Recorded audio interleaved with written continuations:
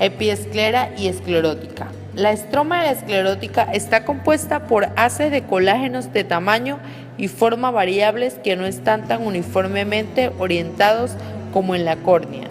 La capa interna de la esclerótica se mezcla con láminas supracoroidea y supraciliar del tracto uveal. La epiesclera anterior consta de un tejido conectivo vascular denso que se funde con el estroma superficial de la esclerótica y cápsula de Teno. Estas tres capas que cubren la esclerótica anterior son los vasos sanguíneos, los vasos interiores de la cápsula de Teno y el plexo vascular profundo.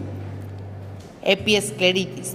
La epiescleritis es un trastorno común benigno autolimitado y frecuentemente recurrente que afecta típicamente a adultos jóvenes.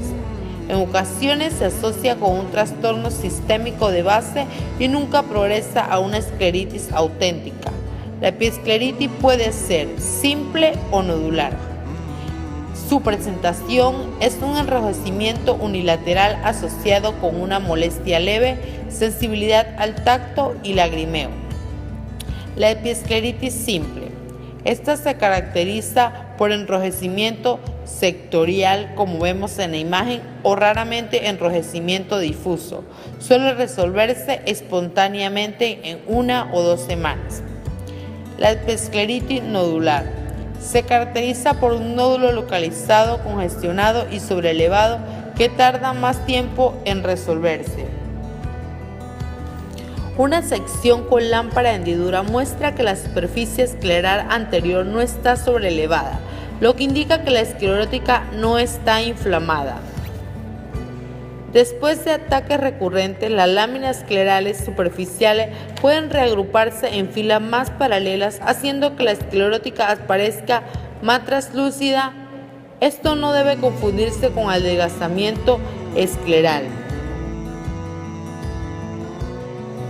Escleritis. La escleritis se caracteriza por edema e infiltración celular de todo el espesor de la esclerótica. Es mucho menos frecuente que la epiescleritis y abarca un espectro de enfermedades oculares que se extiende desde episodios triviales y autolimitados de inflamación hasta procesos necrotizantes que pueden afectar a tejidos adyacentes y comprometer la visión. Entre sus causas tenemos las asociaciones sistémicas. Estas están presentes alrededor del 50% de los pacientes. La artritis reumatoide es con diferencia la más frecuente, seguida de la granulomatosis, la policondritis recidivante y poliarteritis nodosa. También se da la escleritis inducida quirúrgicamente. Se produce después de la cirugía ocular. La etiología exacta es desconocida, pero existe una fuerte asociación con enfermedad sistémica de base y más frecuente en mujeres. Se presenta típicamente dentro de los 6 meses posteriores de la intervención como una zona focal de inflamación intensa y necrosis adyacente al lugar quirúrgico. Por último, la escleritis infecciosa está causada habitualmente por la diseminación de la infección a partir de una úlcera corneal. También se puede asociar con traumatismo o después de la extirpación de un pterygium con radioterapia beta adjunta o mitomicina C. Los microorganismos causales más frecuentes son las Pseudomonas aeruginosa, Streptococcus y Staphylococcus aureus y el virus varicela zoster. La infección por Pseudomonas es difícil de tratar y tiene mal pronóstico. La escleritis micótica es muy rara, como observamos en la siguiente imagen. Aquí se presenta una escleritis micótica. La clasificación anatómica se basa en el lugar anatómico principal de la inflamación y los cambios vasculares asociados. Como primero tenemos la escleritis anterior, ocupa el 98%. Esta se divide en no necronizante, que serían 85%, difusa o nodular. Y la otra sería necrotizante, sería un 13% con o sin inflamación, y la escleritis posterior solo ocuparía el restante, que serían 2%. Escleritis anterior no necronizante. La presentación es similar a la epiescleritis, aunque las molestias pueden ser más graves. Estas se dividen en escleritis difusa, escleritis nodular. La escleritis difusa se caracteriza por una inflamación diseminada que afecta a un segmento del globo ocular o a toda la esclerótica anterior. La alteración del patrón radial normal del plexo vascular es característica. Es relativamente benigna y no progresa al tipo nodular ni se vuelve necrotizante. La escleritis nodular puede en una exploración de rutina parecer una epiescleritis nodular. No obstante, una valoración detallada muestra que el nódulo escleral no puede movilizarse por el tejido subyacente. La enfermedad nodular tiene una gravedad intermedia con una incidencia global de afectación visual alrededor del 25%. La escleritis anterior necrotizante con inflamación. Esta es la forma más grave y dolorosa de la escleritis. Es bilateral en el 60% de los casos, aunque la afectación no es necesariamente simultánea. La mayoría de los pacientes tienen una enfermedad vascular sistémica asociada con una tasa de mortalidad del 25% al cabo de 5 años de inicio de la escleritis. El pronóstico visual también es malo. La presentación es el inicio gradual de dolor y enrojecimiento localizado.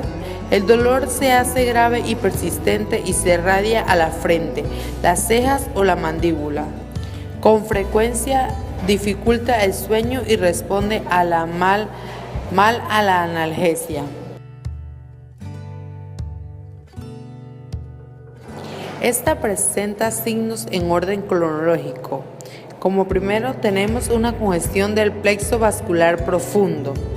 Después una distorsión y oclusión de los vasos sanguíneos con aparición de placas avasculares. Luego la necrosis escleral se puede asociar con una ulceración conjuntival superpuesta. La necrosis se extiende gradualmente y puede unirse con otras áreas necróticas separadas. Por último, durante la resolución parece una coloración azulada debido al aumento de la visualización de la uvea subyacente secundaria y adelgazamiento escleral.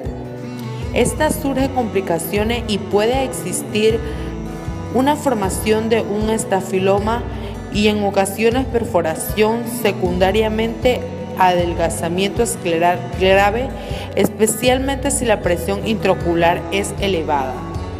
Otra complicación sería la uveitis anterior, refleja la extensión de la inflamación a la uvea en la enfermedad grave. La uveitis a lo largo plazo puede dar lugar a cataratas secundarias, glaucoma y edema macular. Por lo tanto, es importante detectar y tratar la uveitis de forma precoz. En general, el pronóstico es malo, con una incidencia elevada de afectación visual. La escleritis anterior necrotizante sin inflamación. También se conoce como escleromalacia perforante y ocurre típicamente en mujeres con artritis reumatoide de larga duración y suele ser bilateral.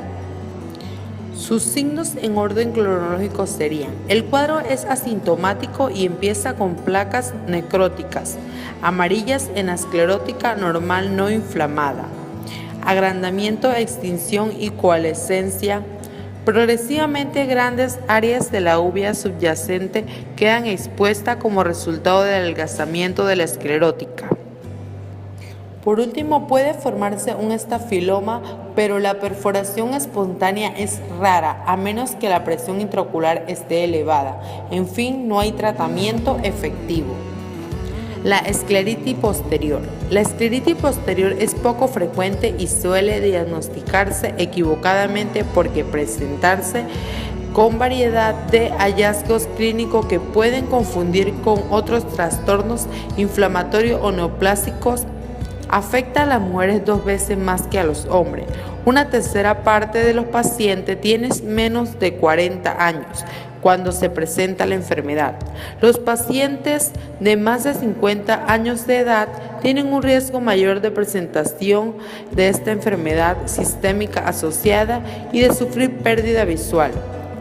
En las 2/3 partes de los casos de afectación es unilateral.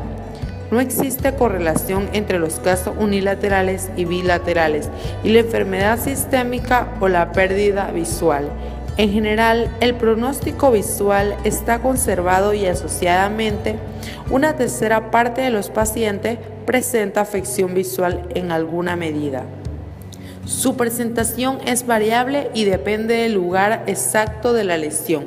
Los síntomas de presentación más frecuentes son dolor y afectación visual. Los signos externos incluyen un edema y congestión palpebral, proptosis y oftalmoplegia. La escleritis anterior asociada está presente aproximadamente en 1/3 de los casos. Los hallazgos del fondo de ojo incluyen tumefacción del disco óptico, edema macular, pliegues coroideos, desprendimiento de retina exudativo, desprendimiento coroideo anular y exudación lipídica suprarretiniana.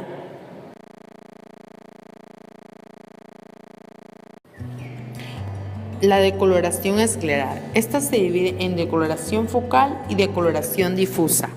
La decoloración focal suele verse anterior a las intersecciones de los músculos rectos anteriores y puede estar causada por lo siguiente.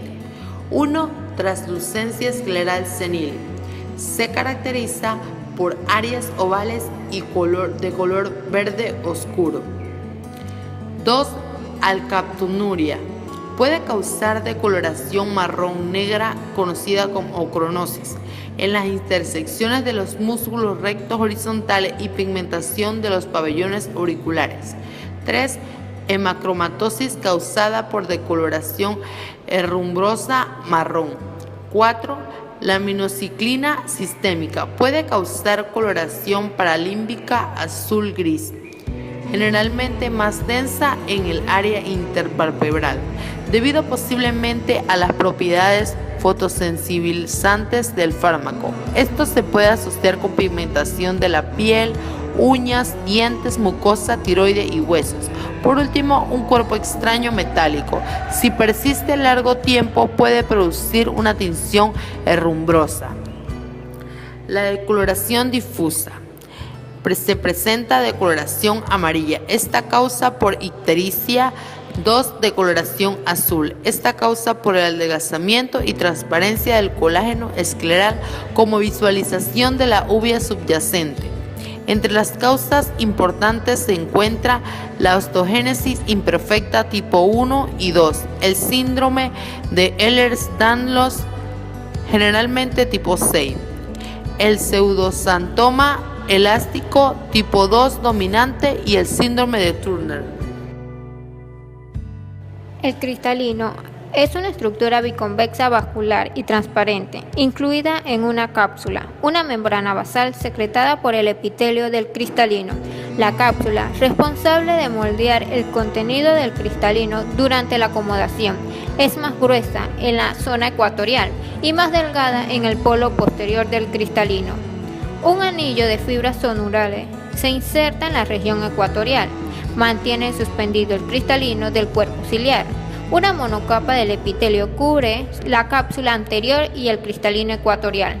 Las células de la región ecuatorial muestran actividad mitótica. Las nuevas células epiteliales formadas se alargan para formar fibras que pierden sus organulos, lo que optimiza la transparencia del cristalino. El contenido del cristalino está constituido por el núcleo, el centro compacto que está rodeado por la corteza. Durante la vida se añaden continuamente nuevas fibras subcapsulares al cristalino, lo que hace que las capas más antiguas se vayan comprimiendo progresivamente hacia el centro del mismo. De esta forma, el cristalino crece tanto en sentido antero-posterior como ecuatorial durante la vida. El cristalino normalmente es transparente. Cualquier opacidad congénita o adquirida en la cápsula o en el contenido del cristalino es independientemente en su efecto sobre la visión es una catarata. Catarata adquirida. Esta se clasifica en catarata relacionada con la edad. La clasificación morfológica. Catarata subcapsular. La catarata subcapsular anterior está situada directamente por debajo de la cápsula del cristalino y se asocia con la metaplasia fibrosa del epitelio del cristalino. Catarata subcapsular posterior. Está situada justo enfrente de la cápsula posterior y se manifiesta con un aspecto vacuolado, granular o parecido a una placa, debido a su localización en el punto nodal del ojo. Una opacidad subcapsular posterior tiene un efecto más profundo sobre la visión que una catarata comparable nuclear o cortical. Catarata nuclear empieza con una exageración del cambio normal relacionada con la edad que afecta al núcleo del cristalino. Suele asociarse con la miopía como resultado de un aumento de índice de refracción del núcleo del cristalino y también una mayor alteración esférica. Catarata cortical. Puede afectar la corteza anterior, posterior o ecuatorial. Las opacidades empiezan como hendidura y vacuola entre las fibras del cristalino debido a la hidratación de la corteza. La opacificación posterior da lugar a la formación de las típicas opacidades cuneiformes o en radios de bicicleta. A menudo, inicialmente en el cuadrante inferonasal. Tanto la catarata cortical como la subcapsular son blancas, con la iluminación oblicua y aparecen negras, recortadas contra el reflejo rojo con retroiluminación. Catarata en árbol de Navidad. Es infrecuente. Se caracteriza por el depósito llamativo policromático, como aguja, en la corteza profunda y el núcleo que puede ser solitarios o asociados contra otras opacidades. Clasificación según la madurez. La catarata inmadura es aquella en la que el cristalino es parcialmente opaco. La catarata madura es aquella que el cristalino es completamente opaco. Catarata hipermadura es aquella en la que la pérdida de agua ha dado lugar a la contracción de la catarata, a la aparición de arrugas en cápsula anterior. Catarata morganiana es una catarata hipermadura en la que la licuefacción total de la corteza ha permitido que el núcleo se hunda hacia abajo. Otra clasificación de la catarata adquirida es la presenil. La diabetes mellitus.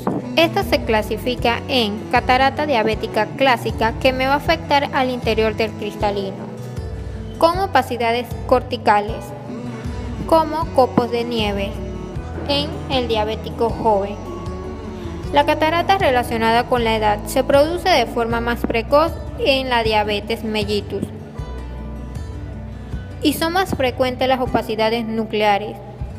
Distrofia miotónica. Dermatitis atópica suelen ser bilaterales. Es característica a una placa subcapsular anterior densa en escudo que arruga la cápsula anterior. También puede existir opacidades subcapsulares posteriores que aparecen en la catarata complicada. La neurofibromatosis tipo 2 se asocia con opacidades subcapsulares posterior o corticales posteriores. Catarata traumática. Las causas más frecuentes de esta catarata son lesiones penetrantes directas del cristalino, la concusión. Estas son opacidades corticales notables con forma de flor. El shock eléctrico y los rayos son causas raras. Están las radiaciones ionizantes y también radiaciones infrarrojas. Cataratas inducidas por fármaco.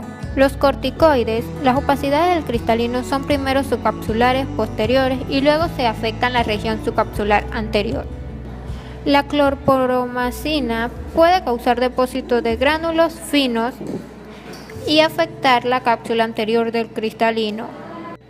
El busulfano, tratamiento de la leucemia, me puede causar opacidades del cristalino muy ocasionalmente. Amiodarona. causa depósitos subcapsulares anteriores en el cristalino. Oro, depósitos capsulares anteriores en el cristalino son inocuos. Allopurinol.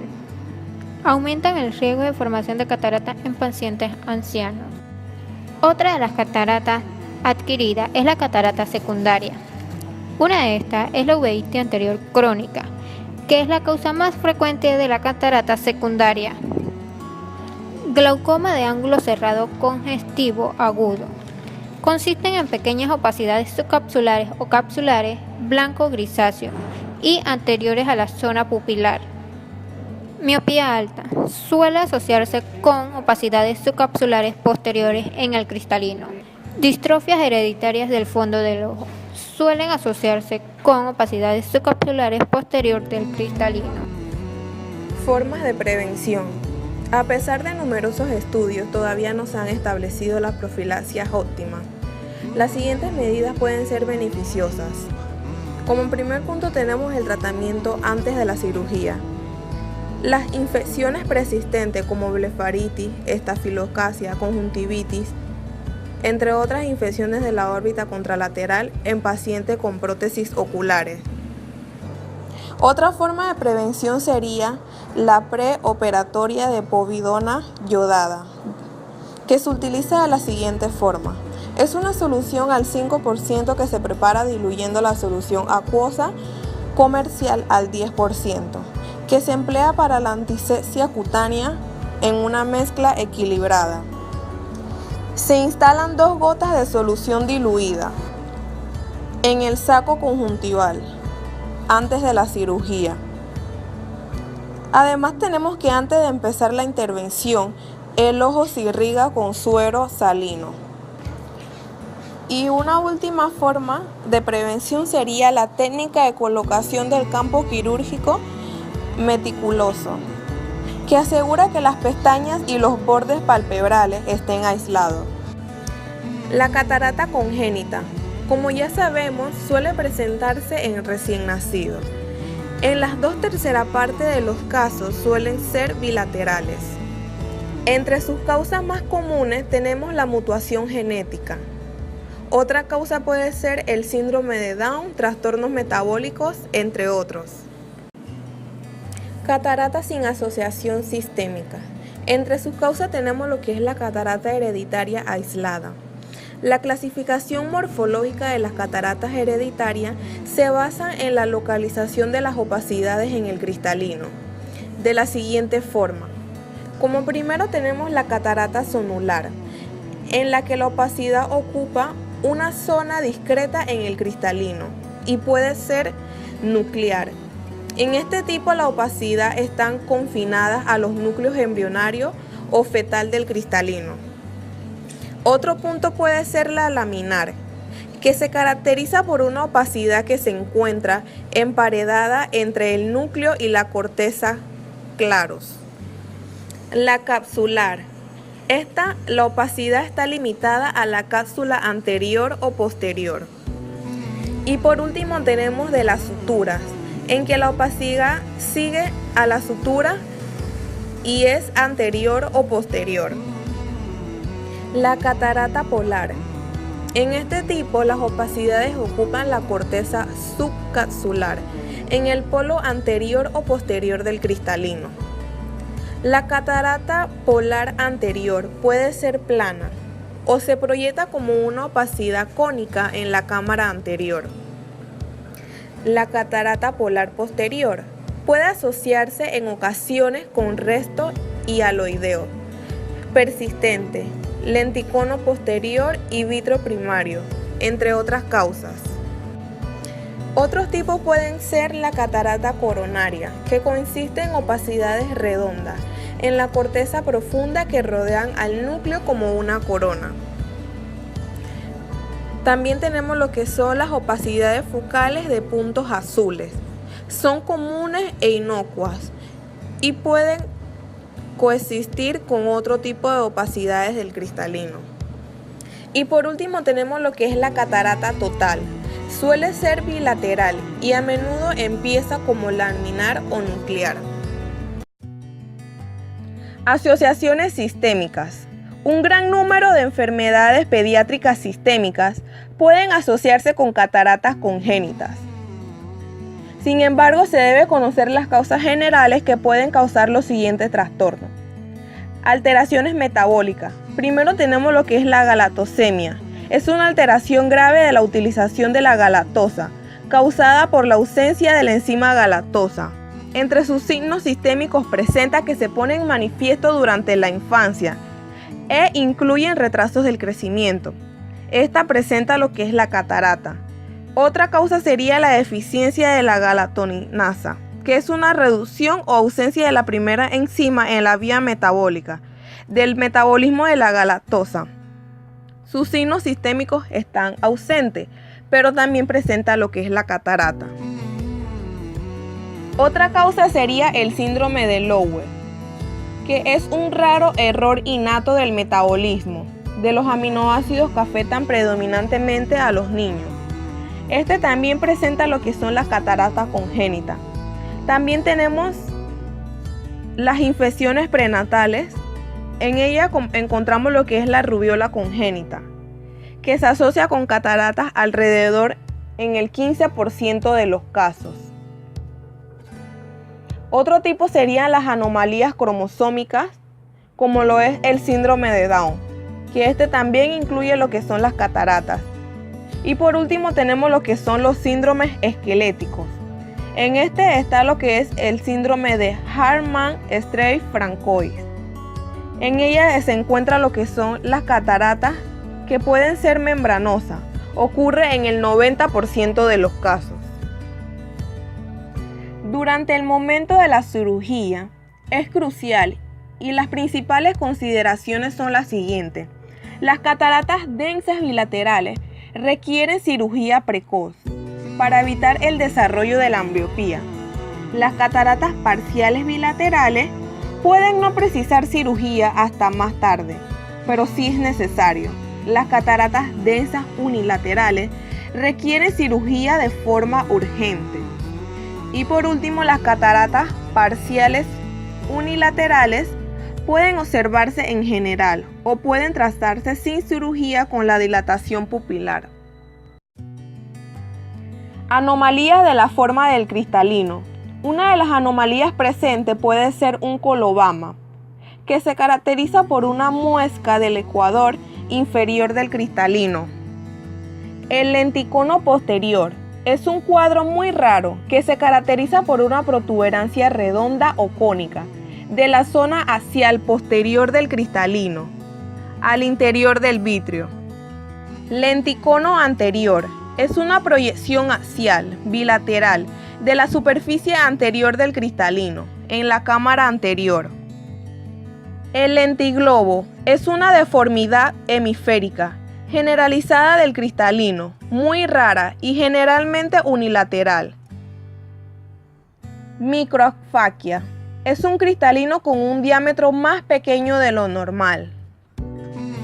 Y por último tenemos lo que es el microesferoafaquia. Es un cristalino con un diámetro pequeño y una forma esférica. Ectopia de lentis se refiere a un desplazamiento del cristalino de su posición normal. El cristalino puede estar completamente desplazado del espacio pupilar o desplazado parcialmente, pero todavía permanece en el espacio pupilar. Entre sus causas principales puede ser hereditario o adquirido. Adquiridas por un traumatismo o por un ojo muy grande. Entre sus causas sin asociaciones sistémicas, presenta que la ectopía de lentis familiar se caracteriza por un desplazamiento del cristalino y esta puede ser heredada. También tenemos lo que es la ectopia de lentis y de la pupila. Suele ser congénita y bilateral. Se caracteriza, como ya sabemos, por un desplazamiento de la pupila y del cristalino en direcciones opuestas. Y por último tenemos que en ocasiones la aniridia se puede asociar con la ectopia de lentis. En las asociaciones de tipo sistémica contamos con lo que es el síndrome de Marfan, que es un trastorno amplio del tejido conectivo. En esto, la ectopia de Lenti suele ser bilateral y simétrica y está presente en el 80% de los casos. En el síndrome de Weil-Marchesani, que es una enfermedad del tejido conectivo, rara y conceptual, contraria al síndrome de Marfan, la ectopia de Lenti suele ser bilateral e inferior, ocurre alrededor del 50% de los casos. La homocistunaria también suele ser un error innato del metabolismo. En esta, la ectopia de Lenti suele ser típicamente inferonasal. Y por último tenemos lo que es la hiperlicinemia. Es muy rara, un error innato del metabolismo con herencia y que en ocasiones también puede ocasionar lo que es la etiopía de Lenti.